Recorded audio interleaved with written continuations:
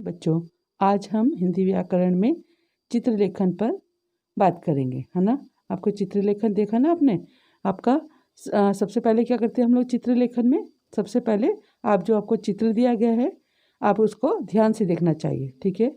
फिर चित्र में जो मुख्य बिंदु होते हैं, है ना, उनको सुविधाओं के अनुसार लिखने लेना चाहिए। फिर जैसे आपके प्राकृतिक दृश्य वाले होते हैं, है ना, उनको कल्पनाशीलता मतलब अपनी सोच से विचार से का सहारा लेकर दृश्यों का वर्णन करना चाहिए। और भाव व्यक्ति वाले जिसमें आपको फीलिंग भी आती है, भाव व्यक्ति वाले कि आपके समय आप क्या सरल शब्दों का प्रयोग करेंगे और प्रवाहमयी भाषा का प्रयोग करना चाहिए।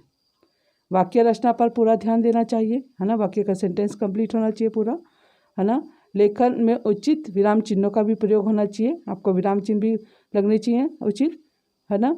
फिर चित्र वर्णन में प्राणियों के हाव भाव, जो आपको पिक्चर दी गई उसमें क्या हाव भाव आ रहे हैं, उनके मुख की मुद्रा, सुख दुख, आशा निराशा आदि का वर्णन करना चाहिए। अब देखो आपको एक पिक्चर दिखाई दे रही है यहाँ पर, है ना। देखो क्या क्या दिखाई दे रहा है आपको, है ना। अब आपको इसको सोचना है, अपनी कल्पनाशीलता के अनुसार आपको इसको लिखना है। अब देखो आप क्या लिखेंगे, है ना। अपने आप को सोच के लिखो कि आज स्कूल की छुट्टी है ना। ठीक है, आप बच्चों के नाम दे सकते हो कुछ भी, रमा और रवि रख सकते हो, है ना। और तो रमा और रवि क्या है, अपने माता पिता के साथ कहाँ गए हैं, क्या है ये बताओ, चिड़ियाघर, है ना। तो उन्होंने सबसे पहले जब चिड़ियाघर जाते हैं तो सबसे पहले क्या करते हैं, चिड़ियाघर जाकर वो टिकट खरीदते हैं। टिकट का घर में जाके क्या खरीदते हैं, टिकट खरीदते हैं, है ना। फिर क्या लिखेंगे हम लोग इसमें, फिर वो कहाँ आएंगे, फिर अंदर आएंगे चिड़ियाघर के अंदर, है ना। सबसे पहले वे किसके पास, अब क्या दिखाई दे रहे हैं आपको, बंदर दिखाई दे रहे हैं, है ना। तो बंदरों के पिंजरों की ओर गए। वहाँ बड़ी संख्या में क्या दिखाई दे रहे हैं आपको, अब बंदर दिखाई दे रहे हैं, है ना। कुछ बंदर ज़मीन पर बैठे हैं, कुछ पिंजरों पर लटके हुए झूले दिखाई दे रहे हैं ना, है ना। कुछ नन्हे नन्हे बच्चे अपनी माओं के साथ चिपके हुए नजर आ रहे हैं, है ना। कुछ बंदर उछलते कूदते नजर आ रहे हैं। तब वो बच्चे क्या है, नीचे नहीं गिरते, अपनी मम्मी से चिपके रहते ना, पर वो कितने भी उछल कूद कर ले पर वो नीचे नहीं गिरते, ठीक है।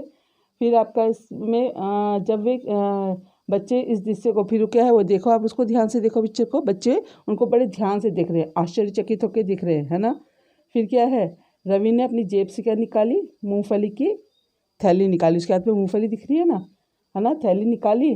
तो एक बंदर ने, फिर आप इसको अपना आप बना सकते हो, बंदर ने तेजी से आया और उसके हाथों से थैली झपट कर ले गया। इस झपटे से क्या हो गया, यदि आपको कोई झपटा मारेगा तो आप डरोगे ना, तो रवि डर गया, ठीक है।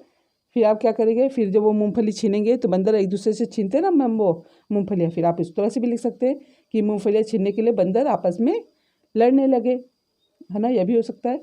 फिर ये देखकर जो वो थी उसकी बहन और रवि की बहन और वो दोनों क्या हो गए, आपको बड़ा मजा आएगा कि कैसे लड़े, है ना। तो आप लिखोगे उन्हें बड़ा मजा आया, और फिर वो क्या करेंगे, खुशी से ताली बजाने लगे। फिर रवि के पापा ने बंदरों को क्या दिए, केले दिए और बंदर बहुत खुश हुए। अब इस तरह से आप इनको लिखोगे, चित्र वर्णन करोगे, ठीक है ना। फिर आपका एक पिक्चर है, मैंने जो आपको काम के लिए दिया है, आपको करना है घर पर, है ना। तो मैं केवल एक पिक्चर आपको समझा देती हूँ, मैंने अभी आपको एक समझाई ना, उसी तरह से अब देखो, आप पिक्चर को ध्यान से देखो क्या हो रहा है यहाँ पर। पहली पिक्चर में, है ना, दिख रहा है ना कि वो पिकनिक मनाने के लिए आए हैं। तो आप इसको अपनी कल्पना शक्ति के अनुसार इसको आप बनाना स्टार्ट करोगे, है ना। आप लिखोगे कि पिछले इतवार की बात है ना, आपके मेरे पापा ने चाय पीते वक्त क्या कहा था आपको कि हम क्या जाएंगे, पिकनिक पर जाएंगे, आप ऐसे भी लिख सकते हो, है ना। और हमने क्या, खुशी का ठिकाना नहीं हुआ तुम लोगों का, ठीक है, ऐसे लिख सकते हैं ना। और हम सब क्या हो गए, जल्दी तैयार होकर गाड़ी में बैठे, मम्मी ने खाने के लिए टोकरी में सामान रखा, कई सारा गाड़ी में रख दिया, है ना। फिर क्या लिखोगे आप, क्या दिखाई दे रहा है, थोड़ी देर में सब वहाँ पे पहुँच गए पिकनिक में। वहाँ पहुँचकर हमने क्या करा, क्या दिखाई दे रहा है, घनी घास पर क्या बिछाई, चटाई बिछाई और सारा सामान उस पर रख दिया, दिखाई दे रहा है ना ऐसे। फिर मम्मी पापा क्या कर रहे हैं, आपस में बातें कर रहे हैं, है ना, बातें करने लगे। और मैं और मेरी बहन इधर उधर दौड़े ना, है ना। आस पास भी बहुत से बच्चे भी खेल रहे थे, है ना, ऐसे लिख सकते हैं। कुछ बच्चों ने हाथों में गैस वाला गुब्बारा पकड़ा हुआ था। थोड़ी देर मम्मी ने खाने के लिए बुला लिया, आप इस तरह से भी लिख सकते हैं। और सबने मिलकर मम्मी के हाथों की स्वादिष्ट आलू पूरी खाई, इस तरह से भी आप इसको लिख सकते हैं, है ना, कि हमने आलू पूरी खाई, या कुछ भी आप ऐड कर सकते हो अपनी इच्छा के अनुसार। फिर हमने आइसक्रीम खरीद के खाई, है ना। फिर थोड़ी देर के बाद हम जब खेलते खुलते शाम हो गई, फिर हम सब अपनी गाड़ी में सामान रखा और वापस आ गई, है ना, उस दिन की बातें हमें बहुत याद है। आप इस तरह से भी इसको लिख सकते हैं। इसी तरह से ये दोनों पिक्चर्स को आप लिखोगे, ठीक है। इसी में आपका अब हम अनुच्छेद लेखन भी करेंगे, है ना। अनुच्छेद लेखन में आपको मेन बातें बता देती हूँ, बाकी आप अपना आप करोगे। अनुच्छेद लेखन में अपने भाव व्यक्ति को, अपने हाव भाव को आप खुद लिखोगे, आपकी अपनी सोच को लिखोगे इस पर, है ना। तो अनुच्छेद लिखने के समय हमें क्या करना चाहिए, सीधे मुख्य विषय पर लिखना चाहिए। जो टॉपिक आपको मिला है उसी पर आपको लिखना चाहिए, है ना। एक ही बात को बार बार दोहराना नहीं चाहिए, है ना। और मूल विषय से भटकना नहीं चाहिए। और आपकी जो मूल विषय, जो सब्जेक्ट आपको दिया गया, टॉपिक जो दिया गया, उससे भटकना नहीं चाहिए। आपकी भाषा सरल होनी चाहिए, स्पष्ट होनी चाहिए, प्रभावपूर्ण होनी चाहिए, प्रभावशाली होनी चाहिए। जो आपने कम शब्दों में जो आपने बात रखी है वो आप दूसरे को समझ में आ जाए। वाक्य में एक दूसरे से जुड़ते हुए होने चाहिए। और ऐसे नहीं कि आप एक लाइन ऊपर की लिखी और लास्ट में एंडिंग वाली लिख दी, है ना, फिर बीच में दूसरी वाली लिख दी, ऐसे करके। लेकिन एक क्या होना चाहिए, वाक्य में एक दूसरे से जुड़ते हुए होने चाहिए। और सबसे मेन चीज़, है ना, अनुच्छेद क्या होता है आपका, निबंध का लघु रूप होता है ना। निबंध क्या होता है, बहुत बड़ा होता है ना। और इन दोनों में अंतर केवल ये होता है कि निबंध में जिस विषय पर विस्तार से लिखा जाता है, जो कोई टॉपिक दिया जाता है ना, तो उसको पूरा विस्तार से लिखा जाता है। लेकिन अनुच्छेद लिखते समय उसी विषय पर, है ना, आप 80 से 120 या 100 शब्दों तक लिखा जा सकता है ना। ये चीज़ आपको याद रखनी है, ठीक है।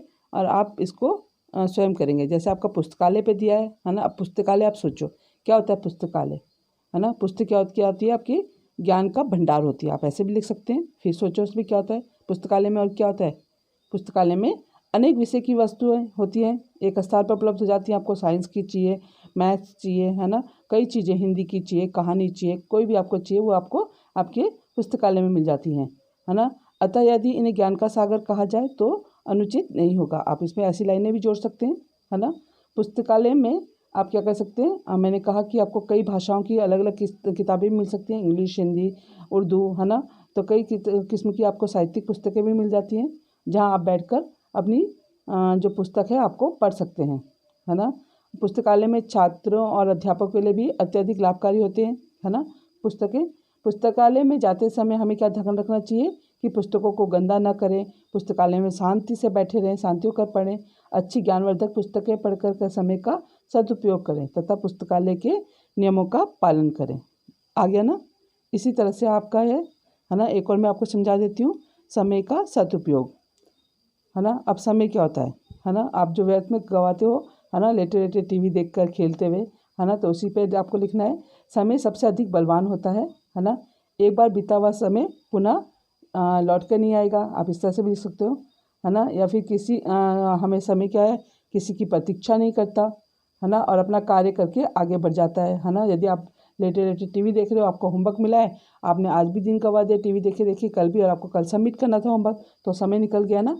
तो इसी तरह से इसके आने जाने का मनुष्य को क्या होता है, मनुष्य को क्या कहता है, पता नहीं चलता है।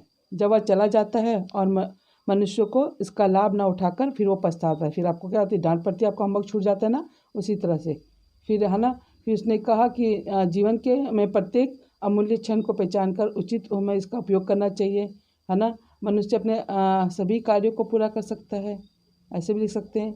हमें समय का लाभ उठाना चाहिए, आप समय का सदुपयोग करना चाहिए, तभी हम क्या होते हैं, जीवन में सफल होते हैं, है ना। मानव जीवन की सफलता का जो रहस्य है क्या होता है, समय का समुचित उपयोग करने में ही निहित होता है ना। इस तरह से आप इसको लिखेंगे। आपके बाकी जो दो हैं आपको खुद करने हैं, है ना। आपको इन 4 अनुच्छेदों में से केवल 2 अनुच्छेद करने, कोई भी आप कर सकते हैं, ठीक है।